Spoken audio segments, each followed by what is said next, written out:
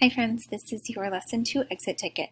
So just like we practiced yesterday and just like we just practiced, we're going to work with word problems to find our missing part.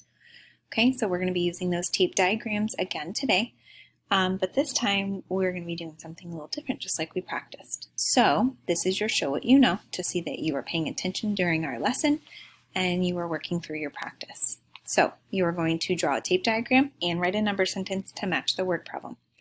Your word problem says, Tamara decorated 13 cookies. Kiana decorated 5 fewer cookies than Tamara. How many cookies did Kiana decorate? Okay, one more time. Tamara decorated 13 cookies. Kiana decorated 5 fewer cookies than Tamara.